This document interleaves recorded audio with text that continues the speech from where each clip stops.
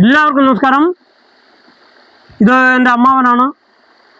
അമ്മാവൻ എന്നോടൊരു കവിത എഴുതണമെന്ന് പറഞ്ഞു. അന്നേരം ഞാൻ ആ അമ്മാവൻ്റെ ഒരു കവിത എഴുതി. അമ്മാവൻ അന്നേരം എൻ്റെ അവിടെ സ്വന്തം അമ്മാവനാണ്. ആ ഒരു പാട്ട് അമ്മാവനെ പറ്റി പാടണമെന്ന് പറഞ്ഞു. അതുകൊണ്ട് ആ പാട്ട് ഞങ്ങൾ നീന്തി കളിച്ച് വളഞ്ഞ കൊച്ചു വയസ്സിലൊക്കെ, ഞങ്ങൾ 5 വയസ്സിലൊക്കെ ഉള്ളപ്പം ഇവിടെ നീന്തിയ ഒരു നീന്തലൊക്കെ പഠിച്ച ഒരു കുഴിയാണിത്. നമ്മുടെ വീടിൻ്റെ അടുത്താണ്. അത് എന്ത് മനോഹരമായാണ്. ഒത്തിരി ആൾക്കാരൊക്കെ വരും കേട്ടോ, കുട്ടികളൊക്കെ ഒത്തിരി വരുന്നതാണ്. ഞാനിതിൻ്റെ ഒരു വീഡിയോ ഇട്ടതുകൊണ്ട് എയർ മാഡം ഇവിടെ ഒരു റിസോർട്ടൊക്കെ പണിയുന്നുണ്ട്.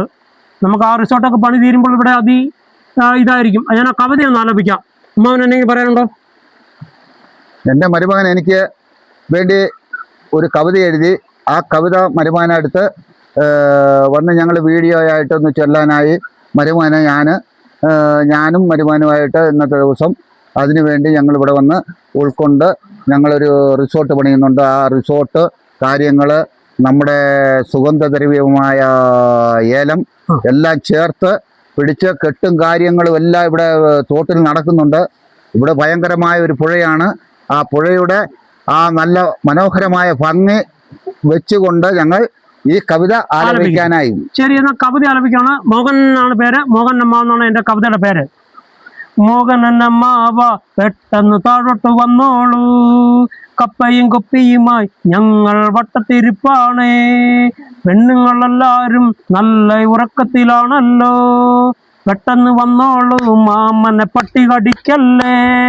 മോഹനനമ്മാവ പെട്ടെന്ന് താഴോട്ട് വന്നോളൂ, കപ്പയും കൊപ്പിയുമായി ഞങ്ങൾ വട്ടത്തിരിപ്പാണേ.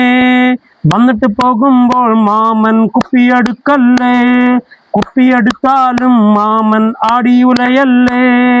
മാമി ഉണരാറായി മാമൻ പെട്ടെന്ന് പൊക്കോളൂ, ആടിയുലഞ്ഞാലും മാമൻ വീട്ടിലണഞ്ഞിടണം. റോഡിലിഴയുന്ന പാമ്പിനെ പോലെ ഇഴയരുതേ, പെട്ടെന്ന് പൊക്കോളൂ മാമ പട്ടി കുരയ്ക്കുന്നു. പാതി തെളിഞ്ഞൊരു ചന്ദ്രൻ പാരിൽ മറയായി, പെട്ടെന്ന് പൊക്കോളൂ മാമ വെട്ടം മറയാറായി. മോഹനനമ്മാവ പെട്ടെന്ന് താഴോട്ട് വന്നോളൂ, കപ്പയും കുപ്പിയുമായി ഞങ്ങൾ വട്ടത്തിരിപ്പാണേ. പക്ഷേ നമ്മളൊരു കവിതയൊക്കെ പാടുമ്പോൾ നമ്മുടെ സ്വന്തം ഒരു അമ്മാവനെ പറ്റിയൊക്കെ ഒരു കവിത എഴുതുമ്പോഴല്ലോ നമ്മുടെ മനസ്സിൻ്റെ ഒരു ആനന്ദം നമുക്ക് പറഞ്ഞറിയിക്കാനൊന്നും പറ്റിയല്ല. നമ്മൾ ഒത്തിരി കവിത എഴുതി 10, 250, 300 കവിതയാണ് ഇപ്പോഴായി. പക്ഷേ നമുക്കൊരു കവിത എഴുതി ഇതുപോലൊക്കെ ഇരുന്ന് പാടുമ്പോൾ നമ്മുടെ ജീവിതത്തിൽ നമുക്ക് ഒരിക്കലും മറക്കാത്ത അനുഭവങ്ങളാണ് വരുന്നത്.